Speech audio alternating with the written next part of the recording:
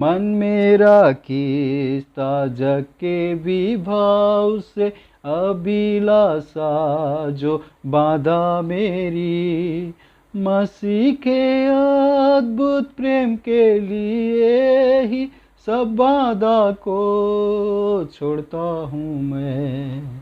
परम प्रभु परमेश्वर पिता को महिमा और बड़ाई हो। परमेश्वर को धन्यवाद हो कि आज हम भजन संहिता का तीसरा भाग शुरू करने के लिए जा रहे, उसका 73 अध्याय मनन करेंगे। सचमुच इज़राइल के लिए अर्थात शुद्ध मन वाले के लिए परमेश्वर भला है। मेरे डग तो उखड़ना चाहते थे, मेरे डग फिसलने ही पर थे, क्योंकि जब मैंने दुष्टों का कुशल को देखा तब उन घमंडियों के विषय में डाहा करता था, क्योंकि उनकी मृत्यु में वेदना नहीं होती, परंतु उनका बल अटूट रहता है। उनको दूसरों के समान कष्ट नहीं होता और अन्य मनुष्य के समान उन पर विपत्ति नहीं पड़ती। परम प्रभु परमेश्वर पिता को महिमा हो। मेरा प्रियो, जब हम ये भजन को देखते हैं, परमेश्वर के जन उस दुष्ट और सांसारिक लोगों को देखकर उनका जीवन में कभी कभी गलत फैसला कर बैठते हैं। उनको देखकर कभी कभी वो आकर्षित होते हैं, परीक्षित होते हैं। इसका 3 वचन में बताते हैं, क्योंकि जब मैं दुष्टों का कुशल को देखता था तब उन घमंडियों के विषय डाहा करता था। मेरा प्रियो, यदि हम अपरिपक्वता में है, विश्वास का अपरिपक्वता में यदि हम जीवन बिताते हैं, तो इन सारे प्रलोभन, इन सारे परीक्षा हम पर आ सकता है। परंतु जब हम परमेश्वर का श्रेष्ठ दास पौलुस का जीवन में हम देखते हैं, फिलिप्पी का पत्री 3 अध्याय 8 वचन में परमेश्वर का दास यहाँ पर कहते हैं, मैं अपने प्रभु यीशु मसीह की पहचान की उत्तमता के कारण सब बातों को हानि समझता। इसके कारण मैंने सब वस्तु की हानि उठाई और उन्हें कूड़ा समझता हूँ, जिससे मैं मसीह को प्राप्त करूँ। संसार का सारे वैभव, संसार का सारे उसका उच्च पद प्रभु यीशु मसीह का पहचान के कारण उन्होंने यहाँ पर कहता है कि मेरा प्रभु यीशु मसीह का पहचान के उत्तमता के कारण ये मैं सारे सब कुछ में हानि समझता हूँ। जब हम पहला यूहन्ना का पुस्तक उसका 2 अध्याय उसका 15 वचन में देखें, तो तुम ना तो संसार से और ना संसार में की वस्तुओं से प्रेम रखो। यदि कोई संसार से प्रेम रखता है तो उसमें पिता का प्रेम नहीं है, क्योंकि जो कुछ संसार में है अर्थात शरीर की अभिलाषा और आंखों की अभिलाषा और जीविका की घमंड, वो पिता की ओर से नहीं परंतु संसार की ओर से है। संसार और उसकी अभिलाषाएं दोनों मिटते जाती है, पर जो परमेश्वर की इच्छा पर चलता है वो सर्वदा जीवित रहेगा। मेरा प्रियो, यहाँ पर हमने देखा कि भजनकार कहता है कि उनका जीवन में जो दुष्टों का कुशलता को देखकर वो कहते हैं, क्योंकि जब मैं दुष्टों का कुशल देखता था तब उन घमंडियों के विषय में डाहा करता था, क्योंकि उनकी मृत्यु में वेदनाएं नहीं होती परंतु उनका बल अटूट रहता है। उनको दूसरे मनुष्य के नाई कष्ट नहीं होते और मनुष्य के समान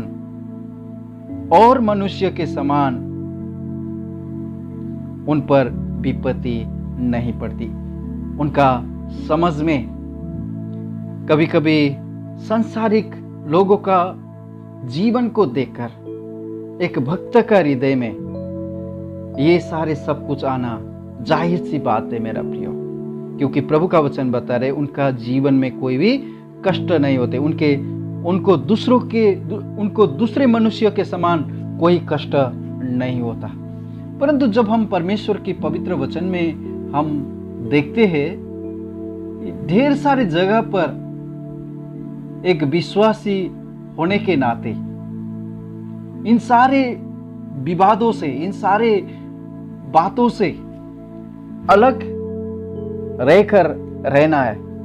ऐसा लगता है कि कभी कभी हम दूसरा दुनिया से आए हुए लोग हैं, क्योंकि ये संसार का नीतियों से, इस संसार का सारे रिवाजों से कभी भी हम एक समान होकर जीने के लिए परमेश्वर हमें कभी भी अनुमति नहीं देता है। परमेश्वर का पवित्र वचन, हम विश्वासी होने के नाते प्रभु का वचन आप और मुझसे कहता है कि एक अविश्वासियों के साथ आसमान जुए में ना जुतो, क्योंकि धार्मिकता और अधर्म का क्या मेल जोल, या ज्योति और अंधकार की क्या संगति, और मसीह का बलियाल के साथ क्या लगाव, या विश्वास के साथ अविश्वासी का क्या नाता। मेरा प्रियो, यहाँ पर परमेश्वर का पवित्र वचन हमें इस संसार से और संसार के सारे विषय से अलग रहने के लिए परमेश्वर का पवित्र वचन आप और हमें कहता है। और आज हम कितना जन विश्वासी इन सारे परीक्षा के कारण हारे हुए अवस्था में हम देखते हैं, टूटे हुए अवस्था में हम देखते हैं, क्योंकि ये सारे बात परमेश्वर का पवित्र वचन बताते हैं सारे बुराई का जड़ है। पहला तीमुथियुस का पत्री उसका 6 अध्याय 10 वचन में कहते हैं, क्योंकि रुपया का लोभ सब प्रकार की बुराइयों की जड़ है, जिसे प्राप्त करने की प्रयत्न करते हुए कितनों ने विश्वास से भटक कर अपने आप को नाना प्रकार के दुखों से छलनी बना दिया है। यहाँ पर कैसा एक बात को दिया है मेरा प्रियो, कैसे शब्द यहाँ पर लिया गया है कि विश्वासी जीवन का छलनी बना दिया है, ताकि वो दोबारा जी नहीं सकते, ऐसा एक अवस्था में होगी। बाइबल ऐसा शिक्षा नहीं देते कि रुपया पैसा होना या ना होना ये पाप और धार्मिकता से कोई भी लेन देन नहीं है, परंतु यहाँ पर परमेश्वर का पवित्र वचन बताते क्योंकि रुपया का लोभ, लालच की बात बताते हैं, उसके लिए जीना। क्योंकि जब हम देखते हैं मत्ती लिखी सुसमाचार में प्रभु यीशु मसीह ने बताया गया कि एक व्यक्ति 2 स्वामियों का सेवा नहीं कर सकते। कभी कभी हम उन विषय में उन सारे वस्तुओं के लिए परमेश्वर ही को दाव पर लगा देते हैं। कभी कभी हम आत्मिक जीवन को समझौता कर बैठते हैं कि दुनिया की वस्तुओं को पाने के लिए। परमेश्वर का वचन हमें, आप और हमें कभी भी ऐसा अनुमति नहीं देता मेरा प्रियो। परमेश्वर का पवित्र वचन आप और मुझे उससे अलग होने के लिए, हमारे पास पैसा होना या ना होने से ये विषय नहीं है मेरा प्रियो, परंतु उसका लोभ करना। लोभ बोलेगा तो एक दरिद्र व्यक्ति को भी आ जाते हैं और एक श्रीमंत व्यक्ति को भी आ जाता है, उसमें से कोई भी बचता नहीं है। और परमेश्वर का पवित्र वचन बताते हैं ये सारे बुराई का जड़ है। आज कितने लोगों का जीवन प्रभु यीशु मसीह के नाम को समझौता कर कर दुनिया को प्रिय जानकर दुनिया के लिए चल दी। पवित्र वचन में हम एक व्यक्ति के बारे में हम देखते हैं, उन्होंने पौलुस प्रेरित के साथ में सेवा किया हुआ व्यक्ति, तीमुथियुस और तीतुस और लूकास के साथ में सेवा किया हुआ व्यक्ति। परमेश्वर का पवित्र वचन बताते हैं क्योंकि देमास ने इस संसार को प्रिय जानकर मुझे छोड़ दिया है और थेसलोनिके को चला गया। मेरा प्रियो, यहाँ पर हम देख सकते हैं देमास एक अच्छा पद में थे। परमेश्वर का सेवा करने के लिए उन्होंने अपना सारा जीवन प्रभु को सौंप दिया था। और पौलुस और तीमुथियुस और सिलास, इन सारे लोगों के साथ में सेवा किया हुआ भाई,